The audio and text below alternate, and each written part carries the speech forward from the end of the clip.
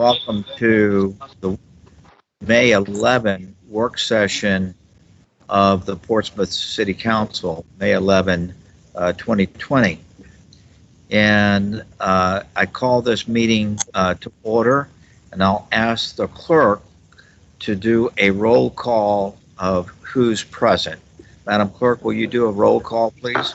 Yes, sir. Mr. Battle? Here. Mr. Clark? Here. Mr. Glover? Here. Mrs. Lucas Burke? Here. Mr. Moody? Here. Ms. Simmons? Here. Mayor Rowe? Here. In accordance with Governor Ralph Northam's declaration of a state of emergency due to the novel coronavirus, Executive Order 51, which he signed on March the 12th, 2020, and the local declaration of emergency ratified by the Portsmouth City Council, and due to the coronavirus pandemic, which is continuing in the Commonwealth of Virginia, this work session of the Portsmouth City Council is being held by video conference on May 11, 2020, without a quorum present in the City Council chamber in order to reduce the likely spread of the virus. Each member of City Council is participating from their home or some other remote location, remote from City Hall. I am in the City Council chamber. This meeting is being held in accordance with Portsmouth City Ordinance 2020-21. We're also broadcasting this by live stream on Facebook Live, and a video will play on the city's cable channel of this meeting after the meeting, along with on YouTube. And with that, the purpose of tonight's work session is a discussion of the budget proposal for fiscal year 2020-2021.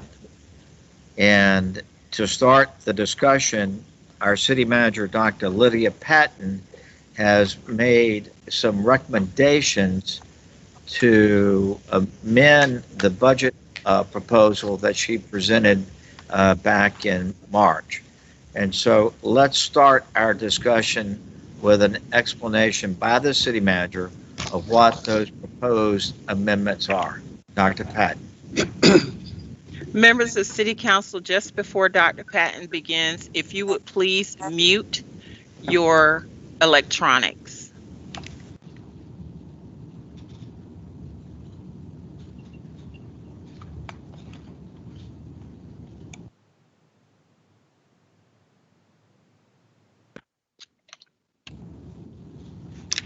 Good evening, Mayor, Vice Mayor, and members of City Council. Go back to the first screen.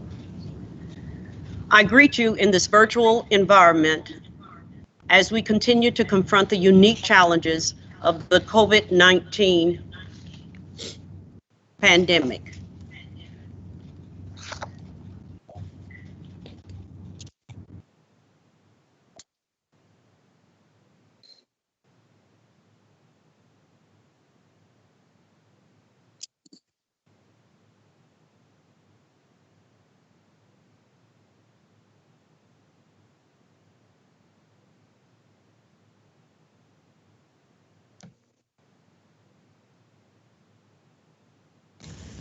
Dr. Patton, I don't think that your audio is being broadcast. I'm unmuted. I'll start All right, again. I think we have it now. Start again, please. Okay. Good evening, Mayor, Vice Mayor, and members of City Council. I greet you in this virtual environment as we continue to confront the unique challenges of the COVID-19 pandemic. I am presenting recommendations to adjust spending levels presented in the proposed FY 2020-2021 operating budget and the FY 2020-2021 2021 Capital Improvement Program. These recommendations are intended to restrict specific programs and expenses that will be held in abeyance in the new fiscal year until the revenue and economic impacts are more measurable. On March 23rd, 2020, I presented the proposed FY 2021 budget, which was pre-COVID. For the 5th year in a row, I recommended no increase to the real estate property tax. Using every dollar in the impactful way, we have analyzed and organized to maximize organizational efficiency. The budget team, in collaboration with the department directors, worked together to reevaluate their needs for overall effectiveness. A few days after the presentation, the nation changed right before our eyes like never before, thereby demanding modifications in the FY 2021 budget. The budget team and I took a thoughtful, measured, and strategic approach to balancing the FY 2021 budget using the budget mantra, its 5 R's: review, reflect, refocus, restore, and reimagine. Also, we applied the same method as we look to budget adjustments due to the COVID-19 economic impacts. True fiscal stewardship comes in many ways and forms. Conservative planning and strong financial policies must be balanced with recognizing the constraints of a community and knowing how to overlay the demands for service and requests while constantly evaluating best practices that may provide cost savings. The proposed FY 2021 budget presented by the city manager on March 23, 2020 was pre-COVID. The FY 2021 proposed general fund budget totals $253,957,541. The amount is $5.1 million, or a 2.05% increase over the FY 2020 budget. The overall proposed budget totals $697,491,260. The budget included a 3% general wage increase effective July 1, 2020 for general employees who were hired on or before January 2020 and did not include employees or constitutional officers and courts, grant-funded positions, part-time, temporary, or seasonal employees. With the implementation of the school funding formula, the proposed local share for Portsmouth Public Schools is $56,725,696 million, a $1,329,651 above the local share of FY 2020 and $229,651 above the amount requested by the city manager. The budget proposes new increases in meals tax, a 1% increase from 6.5% to 7.5%. This increase is a user tax applied to all food and beverages sold in food establishments. Parking rate, standardized rate from $1 hourly rate to $1.25 hourly rate for weekdays, $2 flat rate for evenings and weekends, and $3 flat rate for special events. Stormwater rate, a 75-cent increase from $11.25 to $12. The proposed FY 2021 budget continues the reoccurring annual rate increases of 5% for the water and sewer rates to cover direct costs and promote efficient service delivery. To bolster water quality to meet regulatory requirements, an additional 4% is proposed as part of the FY 2021 budget for a 9% total increase. The budget also includes a $5 fee for use of the city boat launch.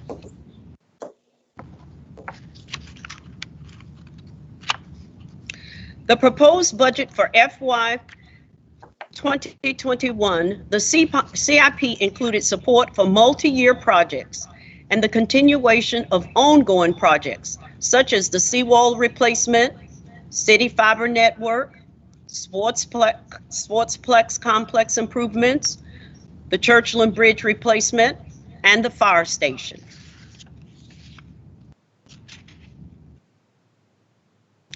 The current city estimates a revenue loss ranging from $13 to $14 million for the FY 2021, based upon best modeling estimates provided by our internal economist, Old Dominion University, and the Virginia First Cities with Physical Analytics Ltd. We are anticipating significant reductions in trust taxes, which includes hotels admissions, general sales, and personal property tax revenues. Also, we are expecting revenue losses due to state reductions and the reassignment of income, state recordation tax revenue, to the Hampton Roads Transit. The revenue funding subject to the school funding formula is estimated to lose $11.7 million. This projection is shared across both the city, assuming a 69.77% reduction, and the schools a 30.23%. Services is based upon the adopted school funding formula. The recommendations presented in this presentation are intended to restrict specific programs and expenses that will be held in abeyance in the new fiscal year until the revenue and economic impacts are more measurable. With the revenues subjected to the school funding formula estimated to lose $11.7 million, I recommend a quarterly appropriation schedule for the Portsmouth Public Schools operation. I will include ordinance language for the appropriation of any revenue collection gains or losses, revenue true-up beyond these estimates, each quarter in arrears not to exceed the FY 2021 proposed local share of $56,725,696. This projection is shared across the city at 69.77% and the schools 30.23% based upon the adopted school funding formula. I am recommending suspending, restricting, or deferring the following items on the next few frames until the revenue picture for FY 2021 is clearer based on first quarter realized revenues for the period ending September 30th, 2020, to include an updated revenue projection. Funding and program decisions will be reviewed by the city manager and the budget team and brought back to City Council with recommendations. For suspension, I recommend the following. The 3% general wage increase. Pre-COVID-19, I proposed a 3% general wage increase effective July 1, 2020 for general and sworn employees hired on or before January 1st, 2020, excluding employees of constitutional officers and the courts, grant-funded positions, part-time, temporary, and seasonal employees as a part of the FY 2021 budget. Regrettably, due to the uncertainty of our revenue picture, I must recommend suspending funding the general wage increase. As revenues stabilize from the pandemic, we will work to determine as much of this salary increase as the budget will allow as soon as we realistically can. While some cities announced furloughs, this is a necessary and prudent step to ensure that we try and protect jobs and do the best we can to keep all employees whole during this crisis, as much as we possibly can. Funding for living wage initiatives. During the City Council retreat, members of City Council, you recommended to immediately fund employees who remain below the $30,000 salary range. The request fulfilled ahead of the FY 2021 budget. The funding for this initiative will be eliminated, for it was carried out in the 2020 budget. Contributions to civic regional organization. This budget included funding allocations for strategic civic and community organizations, with the focus on funding organizations that provide food, shelter, and care for humanistic purposes. I'm recommending restricting funding to the following organizations: Museums and Fine Arts Commissions, Next Gen Scholarships, Tidewater Community College, Star-Based Victory, Hampton Roads Workforce, and Neighborhood Incentive Grant. Constitutional supplements, I'm recommending no funding increases to constitutional officers' supplements. For restrictions, I am recommending the following: filling vacant positions. The FY 2021 proposed budget includes a 5% vacant savings of $3.6 million. As positions become vacant during the fiscal year, an analysis of program service needs will be conducted to determine the impact of fulfilling the position or reducing it for additional savings. Restriction of non-essential part-time funding and temporary services. I'm recommending the continuation of the restriction of non-essential part-time and temporary services.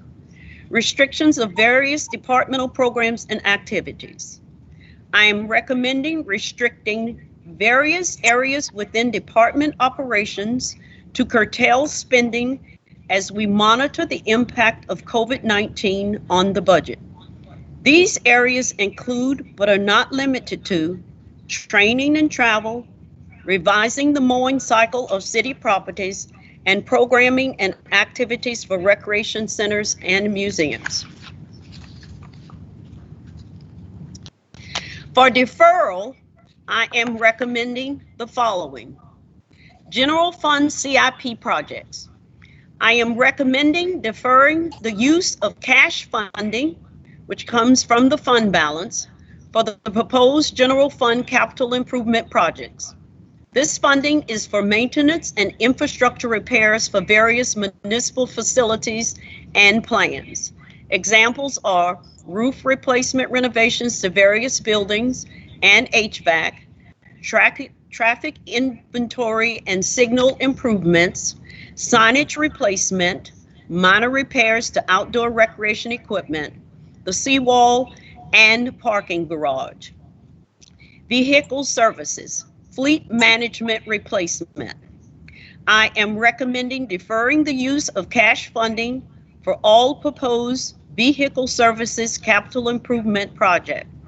This funding is for the replacement of the city's vehicle fleet based on various criteria, including useful life, mileage, and repair costs. Since FY 2017, over $20.4 million has been spent on replacing a total of 205 city vehicles. Again, I am recommending suspending, restricting, or deferring the items presented until the revenue picture for FY 2021 is clearer based on first quarter realized revenues for the period ending September 30th, 2020, to include an updated revenue projection. Funding and program decisions will be reviewed by the city manager and the budget team and brought back to you, the members of City Council, for recommendations. Other known revenue changes: state recordation tax and reduction to contributions to HRT. During the General Assembly session, legislators decided to redirect the amount of the state recordation and grantor's tax to localities to Hampton Roads Regional Transit to assist with public transportation. As a result, HRT agreed to reduce the city's contribution for FY 2021 by this amount, provided that all cities within the service area adopt resolutions changing the funding allocation formula for HRT. If this happens, the loss of the state recordation tax revenue to the city is offset. However, if this does not happen, the city will lose this revenue without seeing any reduction to its local share for public transportation. Note, the state recordation funds equals $260,882. State increase to law enforcement, the 599 funding. The state provides financial assistance to localities with police departments through the 599 program. Portsmouth was set to receive an increase in this assistance from the state, totaling $289,599, bringing the law enforcement revenue to $6,718,520.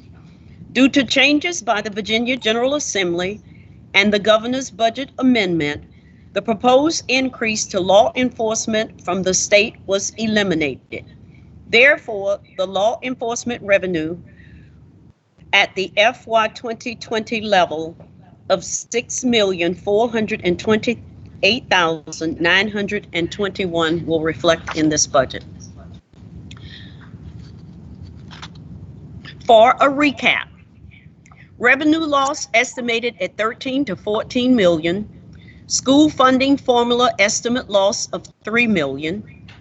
The recommendations are quarterly appropriations to PPS, suspension of the general wage increase, the living wage initiative contributions to non-humanistic civic and regional organizations, the elimination of increases or supplements to the constitutional officers, restrictions to vacant positions, part-time and temporary services and other department programs, deferrals of cash-funded general fund CIP projects, and all vehicle services replacement.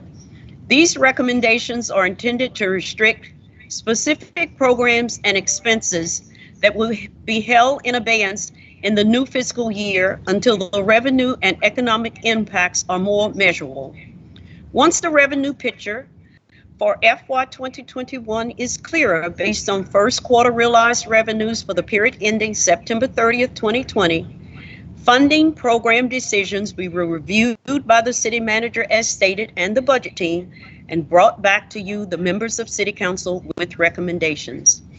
While we made estimations and projections of the effect on revenues and expenditures, we're still not in a position to accurately reflect the impact. The financial implications of this event will continue to develop over time, and we will continue to assess the effect on the city. In reflection, far before the pandemic, I chose this quote for my FY 2021 budget, and it is so timely for the moment. I'm reminded of a quote I shared with you during the FY 2029 budget process by Krista Yang from Grey's Anatomy, and I quote, "Whenever we think we know the future, even for a second, it changes. Sometimes the future changes quicker and completely, and we're left only with the choice of what to do next. We can choose to be afraid of it, stand there trembling, not moving, assuming the worst that can happen. Or we can step forward into the unknown and assume it will be brilliant. I know through continuing to work together, Portsmouth's future will be brilliant. for we are extraordinary when working together. This concludes my presentation, and I stand ready to answer any questions. Thank you, Dr. Patton. We're now, I'll ask council members to indicate whether or not they have questions. So I open the floor.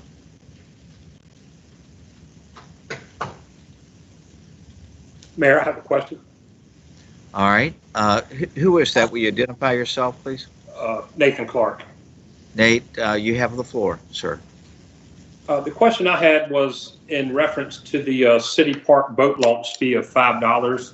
I know when we had discussed that at the retreat, the intent of that discussion then was to charge non-Portsmouth residents the $5, as you know, my feeling was that our citizens are already paying taxes to use the recreational point in the city, and I just wanted to confirm that that's the way that it was still being addressed. Yes, Dr. Patton. yes, Councilman Clark. Thank you. So the boat ramp, so that everybody's clear, the boat ramp fee is applicable to non-residents of Portsmouth. Mayor, I have a question. Would you identify yourself? Is that Shannon? Councilman Shannon Glover. Yeah. Shannon, you have the floor.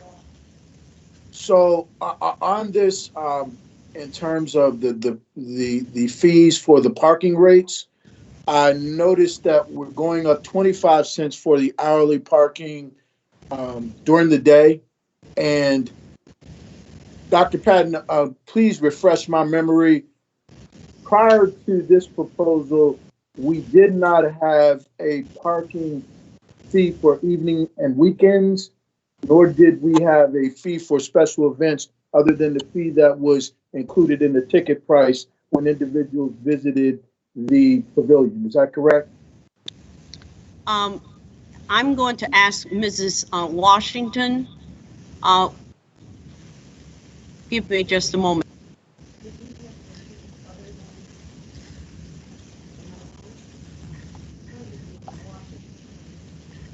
Mrs. Washington, are you part of this meeting? If so, Yes. you can. Dr. Patton, she's on. Yes, Ms. Washington. Did you unmute? They asked me a question. Good evening, Mayor Rowe, Vice Mayor Lucas Burke, members of City Council. This is in response to Councilman Glover regarding the rates and fees for parking. You're absolutely correct. The new fees are for the evenings and weekends. We currently had some fees that were $1 for the meters, and so we're making them consistent across the city to take them to $1.25. But the new fees are the evenings and weekends. You are correct. Okay, so also the flat fee for special events, as I had indicated, I thought that when we had an event at the pavilion, a part of the ticket price, parking was built into that. Is that right or not right? I'm going to probably need to research that. I believe that is correct, but I will need to respond back to you on that. Okay, thank you, because I wanted to just share with my colleagues that I understand the daily parking, we're adding 25 cents, even in the weekends, coming out of COVID, trying to get people acclimated to coming back downtown and participating in our businesses and restaurants. When they didn't have a fee to park before, perhaps the $2 flat fee can be not considered at this time. If we do want to consider, maybe cut that in half as $1, and also the special events $3 flat fee, we may want to do something similar there, because what we're trying to convey to our citizens is that we're all in this together. And some of these fees, although I believe we do need to have fees for parking so that we can help cover the cost of parking in our city through the parking authority. I believe that's subsidized today partly by the city. So it would be advantageous for us to have a fee, which we haven't had in the past. But the timing, I think, is just a little bit unorthodox and insensitive, quite frankly. And I think we should look at that very carefully. Okay, thank you, Councilman Glover. Before you respond, Dr. Patton, I think I heard that you might want to. Let me offer this for discussion. Let's consider not going up on any of the parking fees this year. It's a small amount of money, and I think coming out to your point, Councilman Glover, we want people, once the shelter-in-place order is removed, to take advantage of coming downtown. And so it might be appropriate for us to consider not going up on parking rates this year at all. I see a thumbs up. Was that a thumbs up that I saw? So with that, Dr. Patton, you want to respond? Yes, Mayor, Vice Mayor, members of City Council, as I shared earlier today, the general fund is supporting the parking authority. In this year's 2021 budget, out of the general fund, we have budgeted $211,159. In the 2019 budget, in the 2020 budget, we have $90,000 plus, of which Mr. Wright indicated today, it will be more than that by the end of this fiscal year. And looking at our comparative cities and their high parking fees, if any of us go anywhere in the region, our parking has been free. We've been supplementing an authority, and that was the reason that we're trying to take the support of the parking authority out of the general fund dollars. Thank you, Dr. Patton. And we do have low fees. I know a night event at Virginia Beach, you can pay $12 for just parking. But is there, I noticed that Shannon Mr. is in Mayor. agreement about the parking fees. Is anybody else in agreement about not going up on parking fees this year? Mr. Mayor, Yes, Elizabeth? this is Is that Elizabeth it? That Simmons. Elizabeth, or No, I go have ahead, something you to say. have To the point. I agree that it coming out of this time as we get into June, July, whatever the time is that people feel comfortable and the governor says it's time to come out and enjoy our restaurants and shops again, that having a parking fee doesn't say welcome to the town. I would be perfectly willing to split the baby, so to speak, on the parking fees and consider adoption of the parking fees come January 1st, when I would also like to split the baby on the meals tax and talk about that increase on January 1st. So that we get through the first 6 months of the fiscal year without raising either. Thank you. Someone who has not spoken yet, do you have a reaction to either Dr. Patton or to the recommendations that have been put forth thus far? Councilman Paul Battle. Okay, Paul, you have the floor. I really think that both of those taxes are counterproductive. Whether we are coming out or going in, because it discourages the citizenry. It, although it doesn't tax the restaurants, it puts a burden on people going to the restaurants to pay more. And I think if at all possible, we need to put this off indefinitely and try to find another way to fill those gaps. Thank you, sir. Somebody else that hasn't spoken yet, Vice Mayor. Yes. Vice Okay, Mayor Lisa you have the floor. Lucas-Burke. Great, thank you. Thank you for the discussion, Councilman Glover, Councilwoman Simmons, and Mayor. I can agree with us delaying the parking fees until another 6 months, and going along with that, as well as the meal tax. Now, we know that our meal tax has not been increased for 20 years. And this was a factor of our funding formula, which is shown inside of the funding formula, the money, a percentage of it, 30% that we give to our schools. So if we were to delay it 6 months, we know that the COVID, to do anything at this time would be insensitive to our citizens and ourselves, as a matter of fact. And we have received several emails and comments and texts and all kind of communications over these past couple weeks. But we need to find a way to remain whole as a city as well. And I proposed delaying the meal tax increase for some 4 to 6 months, because I know that that is something that City of Virginia Beach had done. And I know we cannot equate ourselves to the City of Virginia Beach with the type of funding that they have. But we must take a look at our funding for the City of Portsmouth. And I believe that delaying it into next year, 6 months, will give us a time to see how we're recovering from the COVID. I think people will be eager to get back out into their communities. We have had a PowerPoint presentation on the effects of the increase. We've seen what it can do for our budget, giving the city some $900,000 and giving the schools some $300,000. That's, of course, for the meal tax. So I will be supporting delaying the meal tax for 6 months. Okay, thank you. I think Bill Moody has not. Councilman Moody, you have the floor. Thank you. I'm opposed to both increases at this time.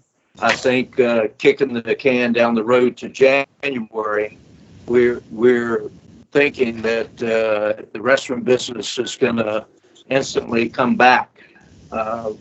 We've already lost some restaurants during the COVID shutdown.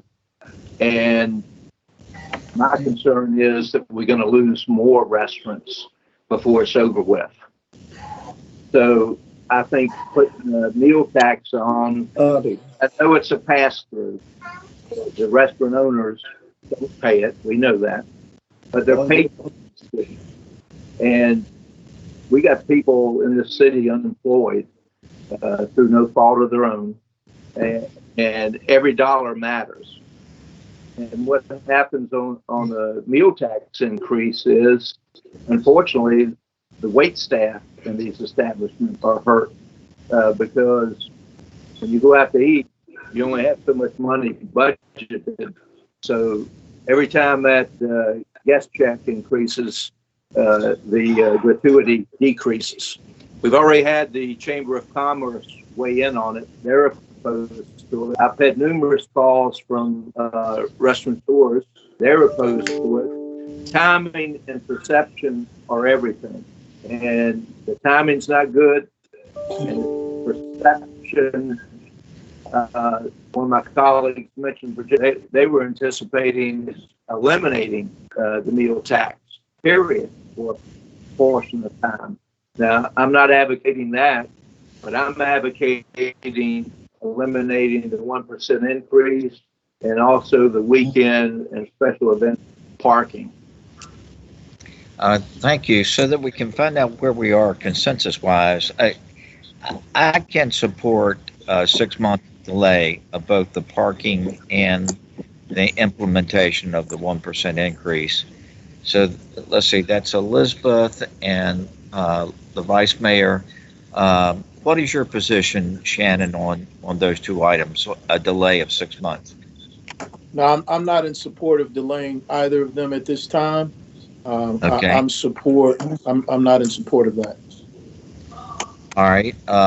Nate, what is your position on delaying both for 6 months? I agree to delaying both for the 6 months. This Okay. pandemic is something that we could have not foreseen. And as the budget was presented pre-COVID, the meals tax is what allowed us to go above and beyond what the school superintendent recommended for his budget. And that was the reason behind, last year and this year trying to implement it. But with the pandemic, I agree with delaying it 6 months as well as the parking fees until January. Okay, well, we have a majority that are for delaying it 6 months, both the increase in the parking fees and the 1%. Let's go back to the boat ramp. Is everybody okay with the boat ramp? I actually could go with a higher fee that's $10 because it's for out of town folks, and when they're using the ramp, our people can't. And a summer day gets pretty busy at the boat ramp, and I think that our citizens need to have first priority.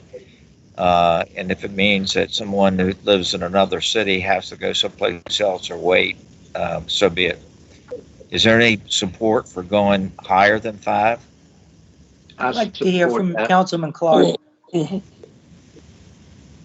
Can you go 10? I mean, can we double it? Let me start that conversation.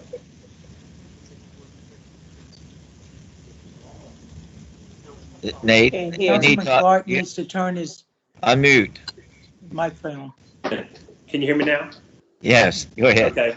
I would be in favor of doing that because that's not impacting our citizens. And on typical weekend, I think the majority of people using our boat ramp are non-Portsmouth residents. And I think collecting that fee would help us maintain it because the ramp is in need of repair at this time, and we've had issues with it through the years. So I think in getting some of those fees from the non-residents will help us keep that ramp in tip-top shape so our citizens can enjoy it at no extra cost. Lisa, can you support $10? I can. Shannon, can you support 10? Yes. Is that a yes? Okay. Yes. Bill, can you support 10? Yes. And Elizabeth, can you support 10? Sure. Okay. Don't forget, right, you so didn't we ask got- Mr. Battle. Oh, Paul, I'm sorry. I did overlooked you. Can you support 10, Paul? That'll be fine, sir. Yes. Okay. All right. I think Mayor? yes, sir. I don't think you asked Councilman Battle about the first one, about the meals tax. I don't remember him being included as a Yeah, concession. I did. He stated his position clear. He said that okay. he was for both of them being not implemented this year. Okay, very good. No, it. Can All I right, ask so a we question can I just ask a question to our council members who, do not foresee, an increase? What other avenues do you foresee to, fill those gaps in our budgets? Are there some other alternative options that you foresee that could be replaced? Well, Paul Battle, council person. Paul, you have the floor. Will you come close to your microphone so we can hear you better? Yes. Thank you. Well, the taxes that the school board, as you were indicating, and kind of interested in, it's about $300,000. Right. And I'm not saying that they not get it. I'm saying that we have a fund balance and unencumbered funds that we could pull those monies from. And to keep the burden of reentry off of the citizens as much as we can. So the taxes you're talking about, again, is only $300,000. We have a $200+ billion school budget. We can look in a couple of corners and pull those pennies out. I'm not saying we're not going to give it to them. What I'm saying is we need to put as less pressure on the citizens coming out of this pandemic as we can. I Thank you. agree. Mayor. This, Bill, you have the floor. I agree with Paul. You know, I've advocated in the past that we need to define the situations where we use the fund balance. Some people refer to it as the rainy day fund. If it's not raining now, we sure as hell will never see another rainy day in our lifetime. So I think this council needs to define the situations that come along, like the current crisis, where we would use the rainy day or the undesignated fund balance. I think by not doing that, that money belongs to the taxpayers. Now, I know there's some parameters that the rating agencies where you can't violate that, but we're past that. So I agree with Paul. I think on anything that's a non-recurring expense, that we need to look to balance in some of these situations. Okay. Excuse me, Mayor. Yes, sir. Shannon? Go ahead. Go ahead. I was going to suggest that we have a consensus on 3 items, which is not consensus, but we have consensus on doubling the boat ramp fee, and we have a majority to implement the proposed increase in parking rates and the 1% in meals tax by 6 months, so that we're not just rehashing what we've already covered. Can we move to a new item in the budget? Well, May I ask a question first? All right, Shannon, you have the floor. Right. So I just wanted to be clear on the meals tax, why I'm absolutely not in support of it, so that we can understand where my position is. This COVID-19 pandemic has created unprecedented challenges, of course. But if you recall, the reason that we were even proposing this meals tax was to provide additional revenue for the schools. That was why Councilman Clark and Vice Mayor Burke brought it to the table.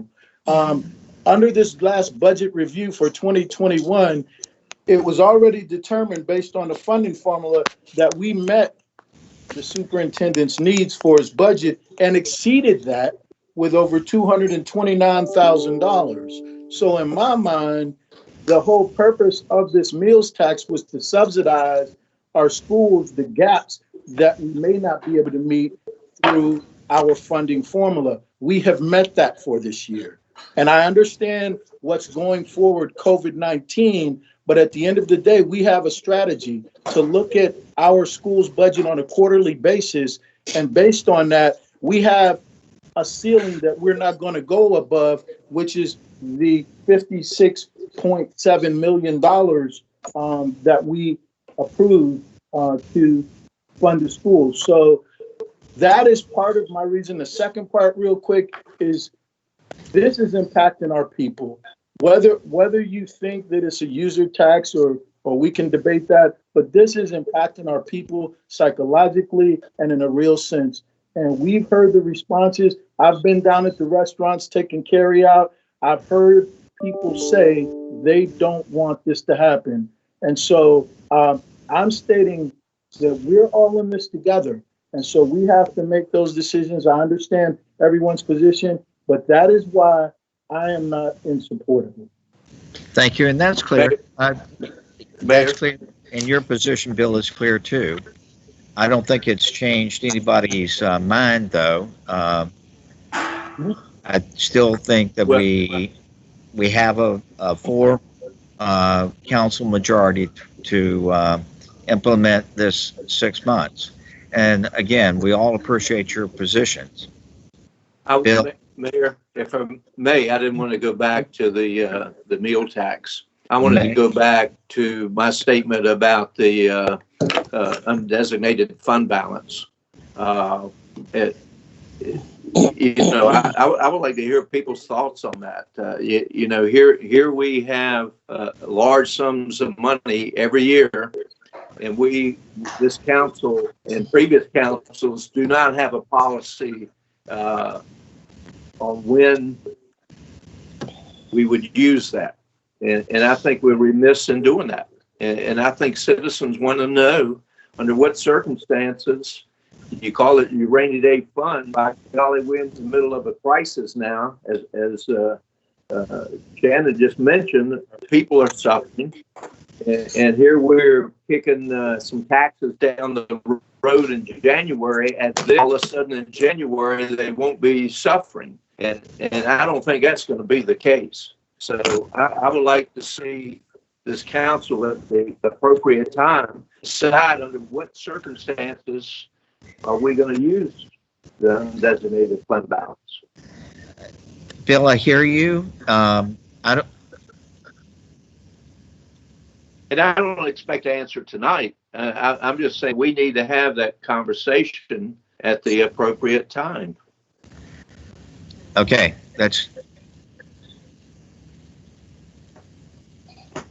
I have one additional comment about the funding formula. The funding formula previously, pre-COVID, did not include the additional funding to meet the superintendent's budget. The above amount that was granted was based on the 1% meal tax. So if the 1% meal tax do not go through, we will be below what the superintendent requested. Excuse me, right. Mayor, I think we need to address that. I recall that the additional funds, as it relates to our school budget funding, was due to our real estate assessments, which came in better than we had thought. And so those additional funds, which our formula is based on partly on our real estate assessments, that is where those additional dollars came from. It wasn't based on the additional amount coming from a meals tax. I understand. We also had a corporate I will recognize you in a minute, Bill. Paul. That we would take the money from the meals tax to use to promote the city, and the majority of the council agreed to that. So the meals tax is not just totally there for education. It's a general fund revenue source that could be spent on any general fund expenditure. We, in the interest of not trying to beat a dead horse and understand your position, but we do have 4 members of council who are comfortable with moving forward on the parking and on the increase in the meals tax on the basis that its implementation is delayed until January 1. With that, what other issues are? Mayor, can I ask one question about the boat fee? Yes, and you have the floor, Elizabeth. This is Elizabeth Simmons. The boat ramp fee, whether it's $5 or $50, I recall we talked about this at the retreat, but I don't recall. Is there a human being going to be there to collect this money, or is this like a honor system that you put money in? Let's call upon the city manager to answer your question. Dr. Patton, what do you contemplate would be the collection method for this fee? Right. Mayor, Vice Mayor, members of City Council, Mr. Mark Palmachek is working both with Mr. Wright and with his team to determine what is the best way that we can make sure we get out now what you propose, $10. Many of the cities have the honor system where we have the security that goes by. That's a part of checking our parks and systems to make sure that the people who are in those parking spaces actually have gotten the proper ticket to put in it. So we're looking at modernized process as we're looking at in modernizing our parking going forward. To follow up, Elizabeth, we talked about the fact that that national parks use that. They have an envelope and you pay it and you drop the envelope into a locked container and you put a coupon that's on the envelope on your dashboard. That way the park ranger knows that you paid the fee. It's a very easy way, and if you don't have that coupon on your dashboard, then you're cited for it. Thank you. But that's used whether it's Shenandoah National Park or Back Bay. It's quite easy to use. I have one. Dr. Pat, you have the floor.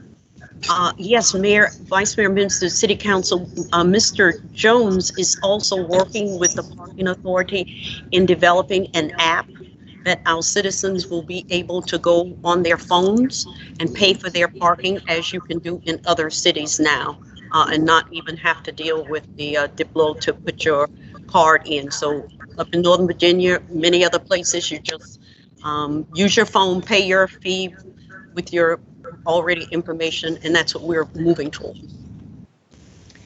Thank you. Other questions about the budget? You forgot about me, Mr. Mayor. Paul Battle, Waiting you've here got the floor. patiently. Thank Go you. ahead. Again, let's not politicize this $300,000. We don't have to put that burden on the citizens.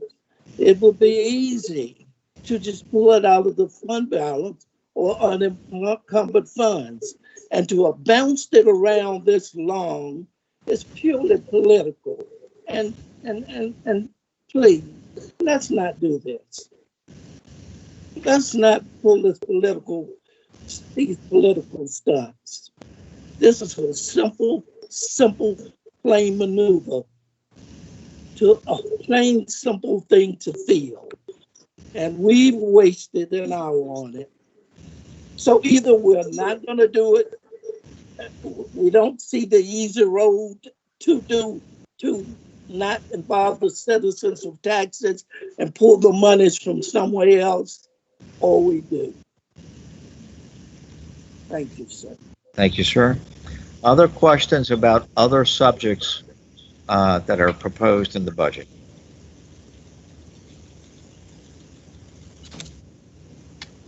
Mayor, I have a new item. Is that you, Nate? Yes, sir. Nate, you have the floor. Yeah, I was going to bring the issue up. I had sent a request recently and received information back on April the 10th in reference to the fire department's overtime expenditures this year. As of April 10th, we had spent $1.4 million, which still left until this month and the entire month of June that wasn't included in that 1.4. What I was proposing is, what I'm going to give you some numbers tonight is, this is from the 2007 classification and pay plan. The fire department had a complement of 233 sworn positions. And then come to current fiscal year that took effect July 1 of 19, which we're currently in, their authorization complement was 215. That has been a reduction of 12 sworn positions on the fire department over the last 12 years. What I'm proposing is, if we could take a consensus on, I would like to return 15 sworn firefighter positions to the fire department and 5 paramedic positions. And what I was basing this information on is the starting salary for a firefighter is $42,500. Starting salary for a paramedic is $40,090. And with the total of their salaries and with benefits included, I believe it will come out less than the 1.4 that we've spent in overtime. And, you know, I do know that these will not be hired immediately or be anything like that, but I would like to get them back on the plan. So when the time comes, the availability is to fill those positions, because we've been having a lot of staffing concerns, and that's just an enormous amount of overtime we've been spending. To make sure that everybody heard you, did you say 2007, the manning level was 233? That's correct. And then in 2019 is 215? That's correct. Okay. And that you're proposing that we add 15 firefighters and 5 paramedics to the budget manning level? That's correct. Okay. And that's the reason I'm bringing it tonight. That is on our agenda for tomorrow night. It's item 20-122I, India. It's the adoption of the classification and pay plan. Your audio got broken up at the end. Would you like to restate that? What I was stating is tomorrow night on our agenda, it's item 20-122I, India. It's the adoption of the classification and pay plan. Okay. What reaction do we have from members of council to Councilman Clark's, to Nate's proposal, which is to pay these 20 positions out of what we're paying now for overtime? Is that correct? That's correct. Okay. Mr. Mayor, Let's hear from me. it's Elizabeth saying, Mr. Mayor. Okay. You have the floor, Elizabeth. Thank you, sir. I mean, if you do the math, we've certainly all heard from the firefighters, particularly those that are longer tenured and were here before this 2007 complement. I know, aside from the financial end of this, to me, it seems like a wash. Even if you round the numbers off to 45,000 a person times 20 people, that's 900,000. You add 30% for benefit. It's still a wash financially.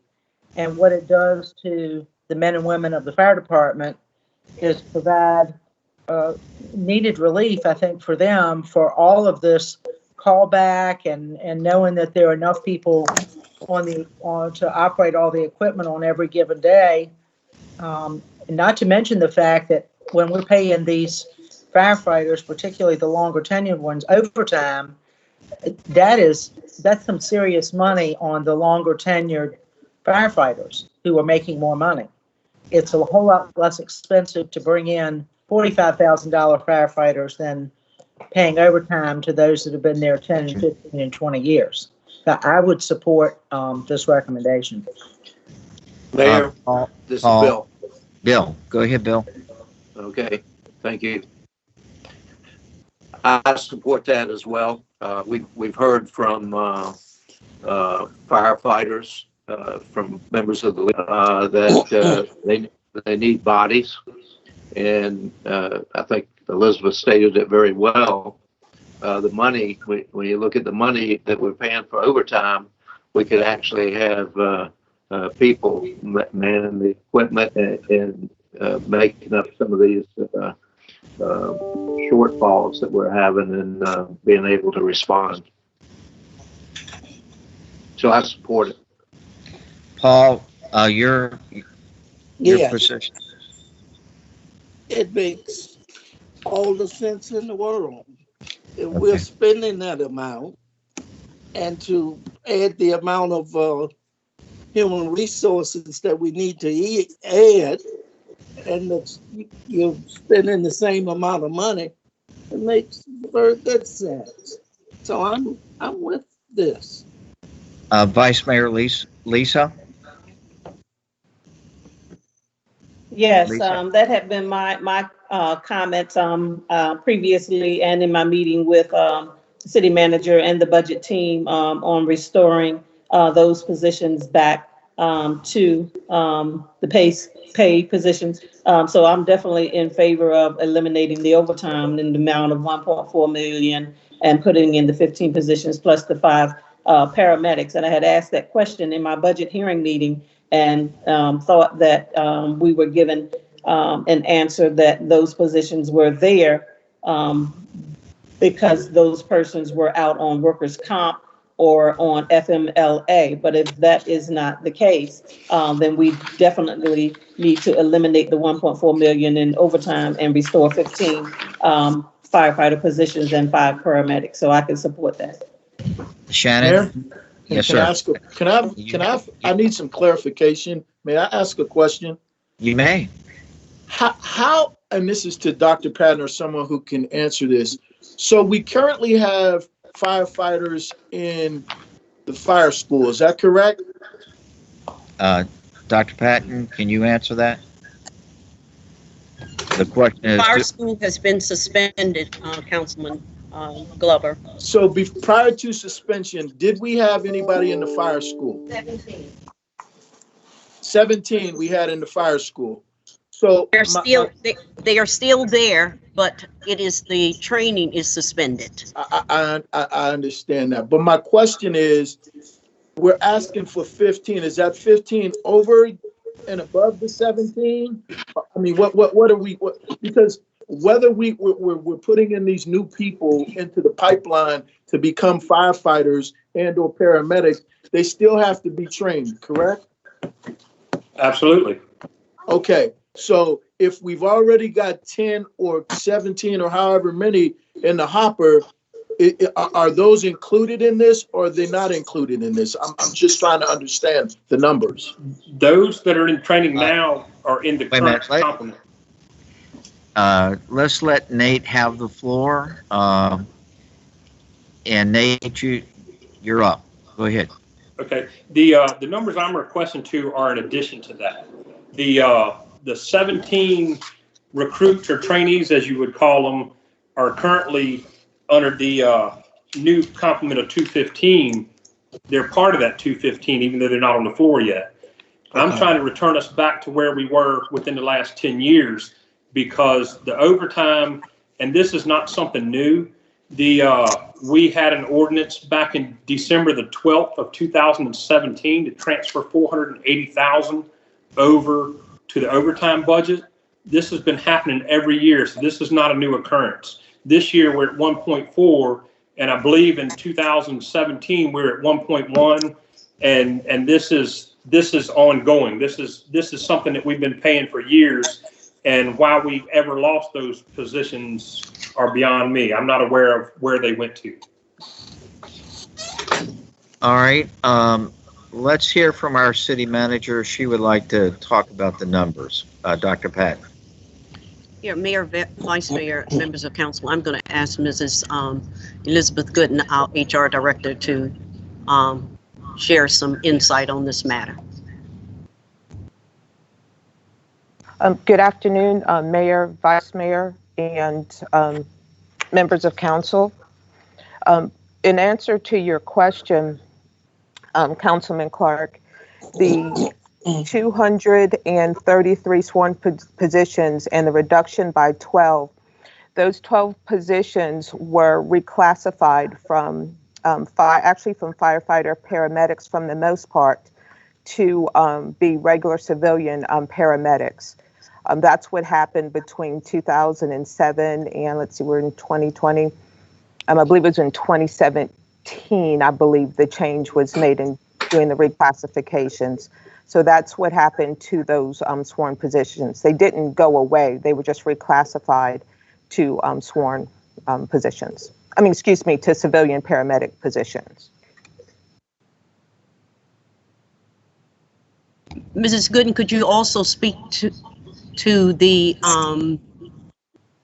currently there are 16 vacancies, or 8 of those are with workman's comp, and the cost of bringing on a firefighter? Yes, there are currently 8 vacant positions for our firefighters. The fire department is currently in the process. I'd probably tell you in the last 45 days, we have hired 1 additional certified firefighter, and we have 2 additional certified firefighters that are in the background process. And we should hopefully have them out of there and get them through the Civil Service Commission probably in the next 2 to 3 weeks. We also have, in addition to those 8 vacancies, we have 8 individuals that are actually 6 that are actually on workers' compensation. And we also have 2 that are on non-occupational light duty. That equates to 8. Those 8, we use a term sometimes referred to as non-deployable. So they're not able to, go out and work towards do fire suppression or do medic calls. In regards to the cost, when you factor in everything that it relates to bringing them on, when I'm saying everything, this is going to include FICA, it's going to include equipment and everything else. It's about $81,000 per firefighter. And when I say equipment, we're talking about their books, their training, the fees that are associated, indirect fees that are associated with the instructors doing the training and all those factors. Also, my last conversation with the fire department with Acting Chief Manubat is that the academy, because we were in the process of bringing on firefighter recruits. However, the academy, due to COVID-19 for for 2020 has been postponed. They're not even sure if we're going to have one in 2021. So with that, if we were going to go that route, we would have to bring on certified firefighters. Thank you. Let me see if I can help frame the conversation. The way I understand Nate, Nate, you're saying is that in order to accomplish the mission, we're having to pay overtime. That's correct. Yeah, and this year it's 1.4 million. And what you're proposing? That was what it was. Yes, that's what it was April 10th. So it's still clicking. What you're saying is that in order to accomplish the mission, we're paying overtime. And what you're proposing, instead of paying overtime, that we add firefighters and paramedics to an amount that's less than the amount that we're spending in overtime. Did I understand you correctly? Okay. Yes, sir. That's correct. So it's not a question about 215 or 233. It's about getting the job done. Is that correct? That's exactly correct. And the reason I'm following these numbers between these 2 years is they need the numbers to get the job done. Between the 2 years that I showed you, 2007 and our current year, we still have the same number of apparatus, fire engines, and ladder trucks that are responding to calls. We still need the same number of bodies to operate that equipment that we did 12 years ago. So it doesn't matter where they say they transferred a position. To get the job done, as you said, we need those 15 firefighters added back to the sworn complement and the paramedics to accomplish the mission of providing the resources needed by our citizens when they call 911. All right, thank you. Does anybody have any questions on what Mr. Mayor? either Dr. Patton or Libby, and who is that? Is that Lisa? Is that you or Elizabeth? Simmons. No, it's Simmons. All right, Elizabeth, you have the floor. I think in my mind, this concept is not only makes sense financially over time, but there's no thought in my mind when you say all this that we would actually hire or be able to hire and get on board in this next fiscal year 15 more people or 20 more people, 15 firefighters and 5 paramedics. But officially changing the ordinance in the pay plan that we vote on opens the door to do that. As Ms. Gooden just said, we don't know when there's going to be another fire academy. There might not even be one, for another 6, 8, 12 months. But if we change the ordinance to allow them to accomplish that, then we're on that road. I don't think we could probably hire half of that in the next year, but I think we need them. All right, I ask, and does anybody have any questions to what Dr. Patton or Libby brought up? And Elizabeth, anybody else? All right, Dr. Patton. I'm sorry, who is that? Battle, Councilman. All right, Paul, you have the floor. It makes all the sense in the world, as I said before, but maybe we can possibly stagger them in, within the next year and a half, possible, because that's a vital service that's needed, and I think we need to pay attention and address and make sure it functions on the whole. Well, okay, I think everybody's had a chance to say something except for me. I support the concept of, instead of paying, if we need to pay overtime to get the job done, I support the need of staffing up so that we staff up within the same amount of money that we're spending for overtime, realizing that we might not even end up hiring a soul next year, but at least we've got the manning level up to when we can start hiring and start training. We've got it covered in our personnel manning level. Dr. Pat. Mayor, Vice Mayor, members of City Council, and I shared with you on my budget message 1-15 at the bottom of the page, and the title is Investment in Employees General Employee Compensation. And in a line similar to what Mrs.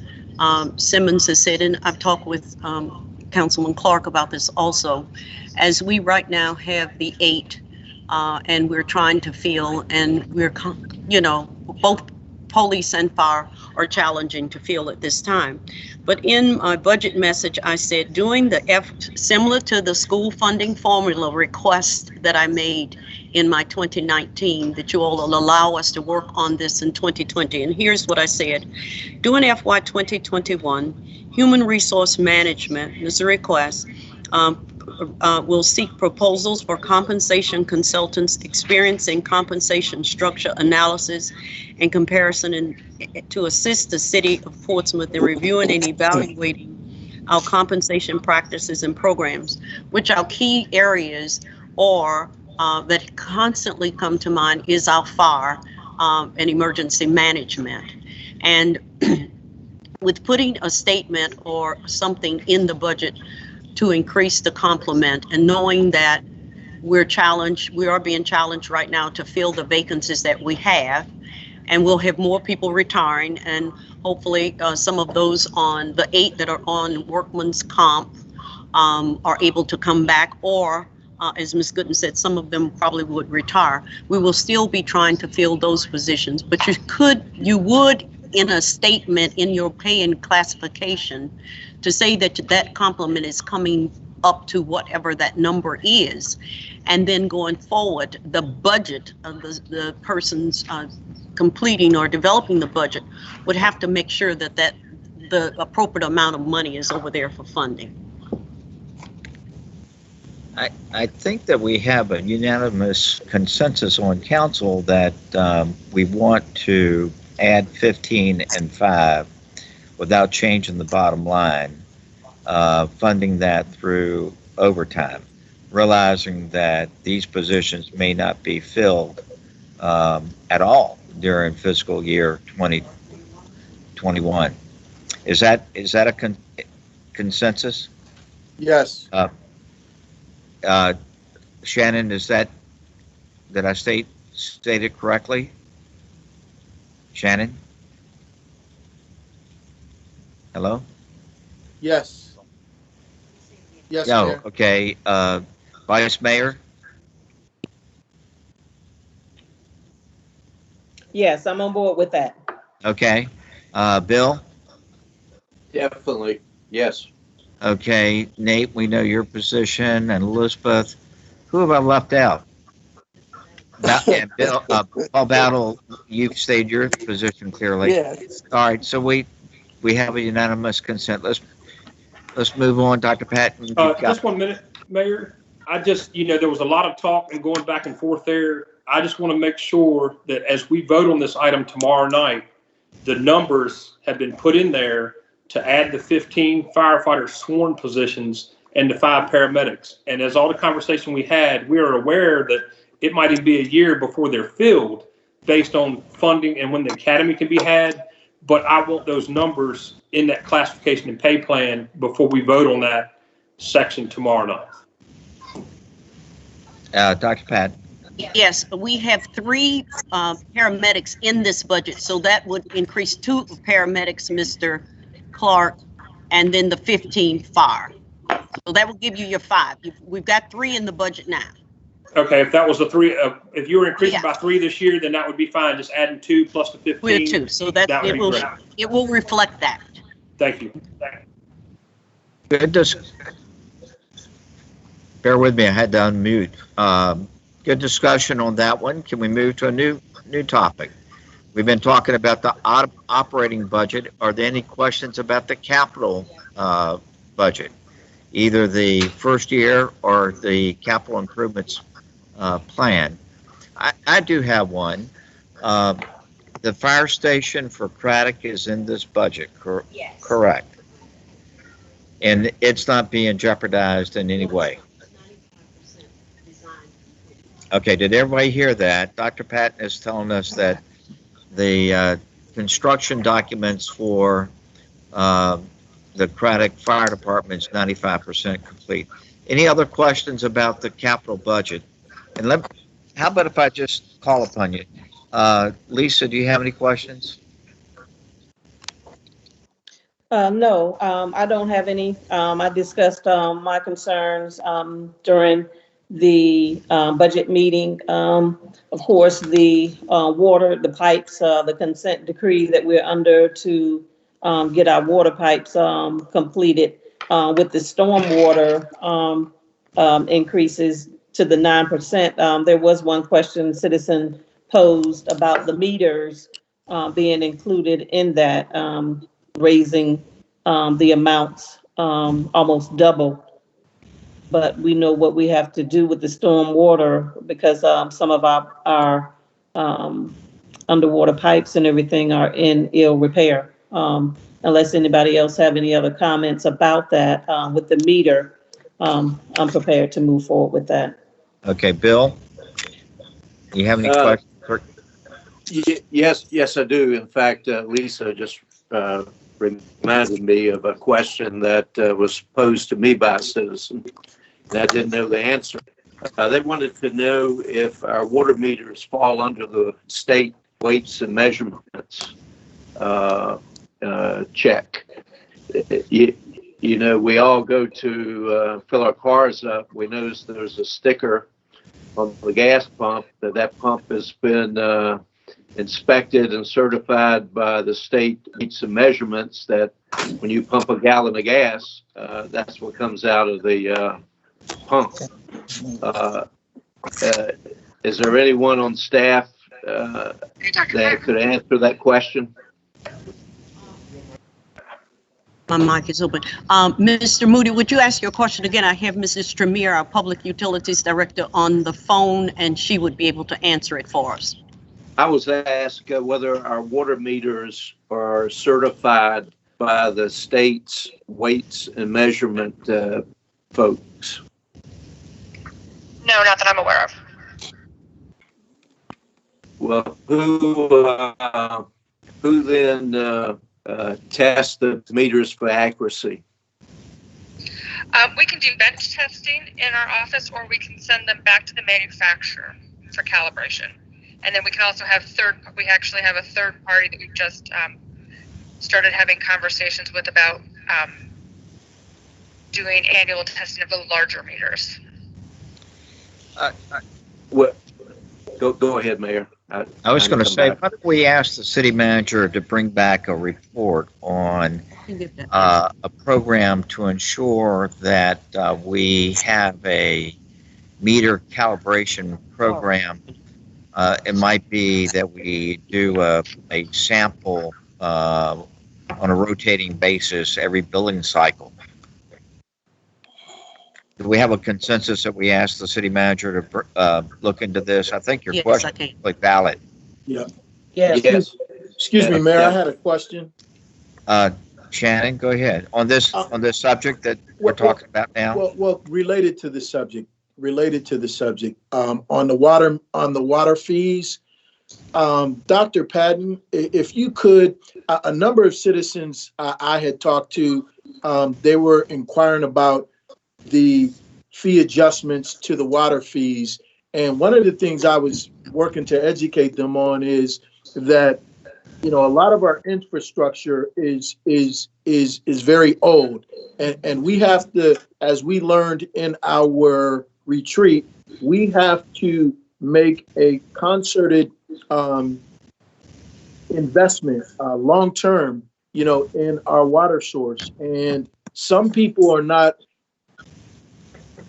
clear about what that is, what it means, and why at this time we have to look at raising the water fees in order to prepare for some of those potential obligations and liabilities. Can you address that to a small degree for the citizens?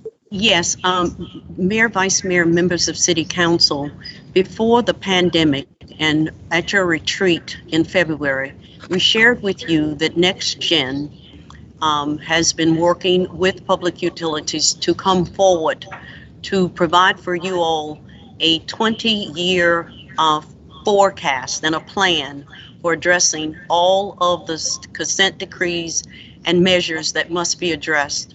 That we shared with you at the state that we were moving, it would take 1,120 something years to address it.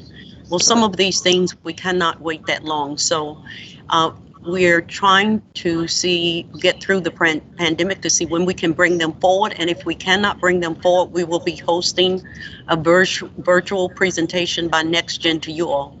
Because what they're showing is every year out, in order to catch up with where there was such a decline and the fees did not go up, the water fees will have to be addressed to keep up with the demands that are going forward from both state and federal. And I think the question was asked of me because of the pandemic or the requirements for the dams and things that have to be addressed on the federal and state level. Are those measures being pulled or extended back? No, they aren't, because you have 3 years to get to the place that you need to do to get the work that you're supposed to be done. So that's where we are. All right, thank you. Mayor. Let me explain what I'm doing. We're talking about the capital budget. I was going in order. I had started with Lisa, then went to Bill. I was going to Elizabeth next.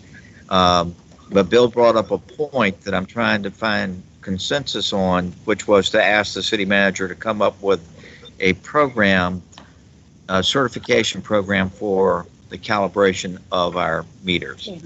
Is that correct? Did I state that correctly, Bill? Yes. Okay, and so does anybody have any heartburn with that? All right, Bill, do you have any other capital items that you want to bring up? Yes, getting back to the water projects. All right. We all the mandates that we're facing. My question, and I go back to the fact that our people fiscally are hurting. How much of that work is going to be done in this particular? And what I'm getting at, we've decided tonight, in recognition of that fiscal stress that our citizens are under, to delay or defer the meal tax and the parking fees to January. So I'm asking, could we possibly defer any of that water fee increase, especially if that work is not going to be done in this particular cycle? So let me restate so that everybody hears what Bill is proposing. That much like we did with the parking fees increase and the meals tax increase, that we defer, we enact it, but we defer its implementation to January 1. All the other fees. Is that what your proposal is, Bill? Yes. Is okay. Lisa, how do you feel about that? I have no problem with that. Okay, Elizabeth, how do you feel about that? Sorry, I didn't have a microphone on.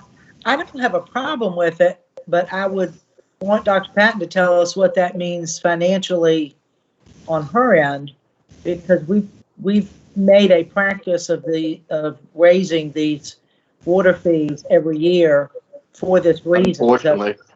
So, this is not a surprise. This is a standard practice, and I know she's counted on that money towards this. So I'd kind of like to hear the other side of the coin before I say yes. And I'll circle back to Dr. Patton. Let's continue, though. Nate, how do you feel about it? Nate? I would be fine deferring it, but I kind of agree with Elizabeth. I'd like to hear Dr. Patton's side of it, because as we, uncertain times going forward, we're kind of cutting off a lot of our income to halfway through the year. So I'd like to hear that side as well. Thank you. Okay. Paul, how do you feel about it? We can listen to what Dr. Patton has to say, but I still would want to defer it, as Bill said. Okay. Shannon, how do you feel about it? Mayor, can you restate the question again? I'm sorry. What Bill is proposing is that for the rest of the utility fees, that they be deferred 6 months also. The utility fee increases, the water rate, the stormwater rate. Yeah, I'm okay with that. Okay, now, several of you have asked for Dr. Patton to tell us the impact. And so, Dr. Patton, I recognize you and you have the floor. Yes, Mayor, Vice Mayor, members of City Council, I'm going to have Mrs. Tremere share with you all what she sees as the impact. Go on, Mr. Mayor.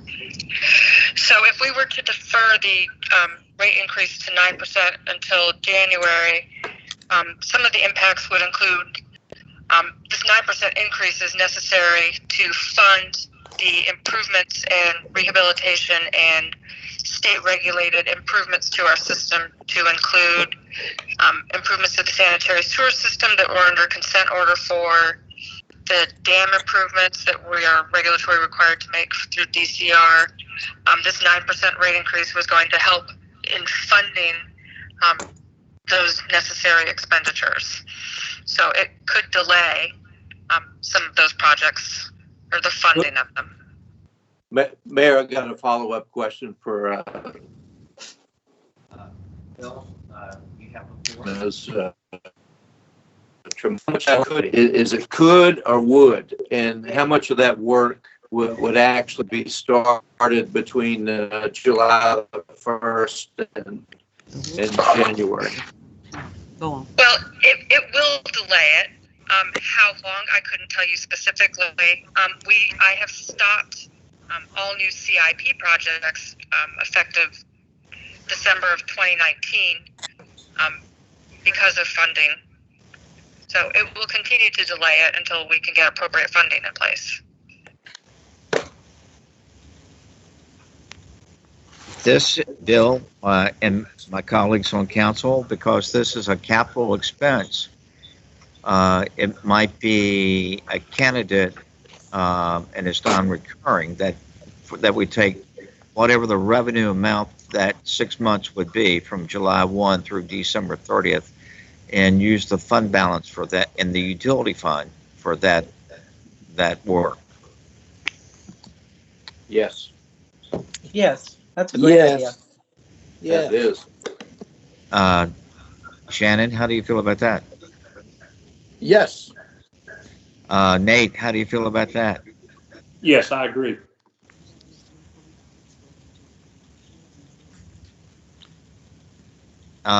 What is the fund balance in the utility fund? Because it does have a fund balance. Its CIP is roughly 7,000 or 7 million. We have an operating fund balance. We can transfer money from operating. Well, that's what we're talking. That's what we're talking about. We're talking about appropriating an amount equal to what the increase in the fees would generate for that 6-month period to your capital budget. And it sounds like we have a consensus on that. Yes. Yes. Yes. Yes. All right, so we're not changing the bottom line, we're changing the source. And so what we decided on, just to make sure everybody's on board and we all understood, is that we'll then increase the fees, but make them effective January 1 and appropriate the funds from the fund balance of both the utility fund and the stormwater fund. Okay? Great Everybody idea. All right. Great.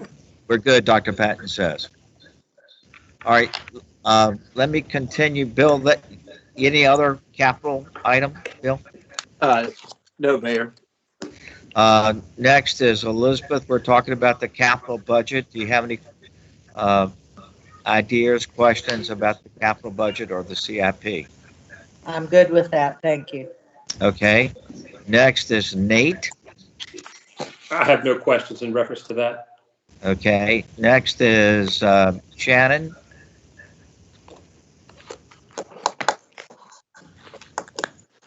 Good.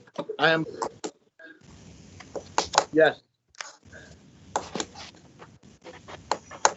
Yes. Okay. Do you have any questions that, other than what we've covered already for capital?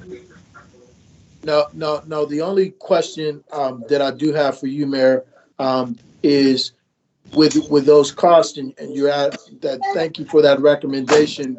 With those costs that are mandated, when you put it off, ultimately, don't you kind of run into increasing your costs at a later time? You think? It's just a question. Yeah, you're not putting it off because we're authorizing the work to go forward. We're just using a different funding source. We're using the fund balance. I know we're not doing that now. We just decided we're not going to do that. But in the event they're mandated and you did that, wouldn't you kind of kicking the can down the road? I'm just asking. No, you wouldn't. Very good. Thank you. Okay. Thank you, sir. Paul, do you have any other questions on the capital budget? I am satisfied at this time, Mr. Mayor. Okay. All right, we've covered the capital budget and the CIP. Any other questions or proposals on the operating budget? Let's go back to that.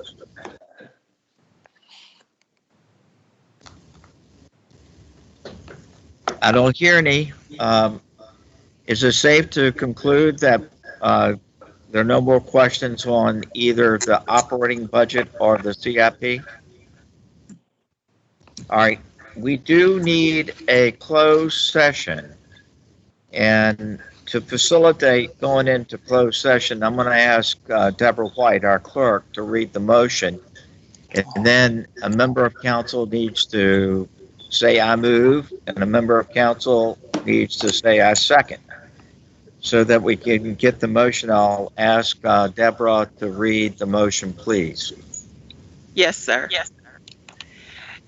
I move to go into closed electronic meeting pursuant to Virginia Code subsections 2.2-3711 A.3 and 2.2-3708 A.3 and City Council Ordinance 2020-21 for the proposed purpose of discussing the disposition of real property where discussion in an open meeting would adversely affect the bargaining position or negotiating strategy of the public body, specifically regarding development of the Victory Village site. Is there such a motion? Councilman Clark, I move. All right, Councilman Clark, who was the second? Bill. Second. Lisa or Bill? I didn't hear it. Bill. Okay, Bill. We have a motion on the floor that's been duly made and seconded. Any discussion on the motion? This will be a roll call oral vote. I'll ask the clerk to call the roll. If you're in favor of the motion, please indicate by saying aye. If you're opposed, nay. Madam Clerk, call the vote, please. Yes, sir. Mr. Battle? Aye. Mr. Clark? Aye. Mr. Glover? Aye. Mrs. Lucas Burke? Aye. Mr. Moody? Aye. Ms. Simmons? Ms. Simmons? Mayor Rowe? Aye. Aye. And I think Councilwoman Simmons voted aye. Did you hear that? Yes, sir. I heard it. Okay. Yes. All right. We have a motion to go into closed session, and I understand that this screen will go blue. We'll have to come back out and do our certification, and at that point, we'll go back into our live meeting. But at this point, we are in closed session with a blue screen.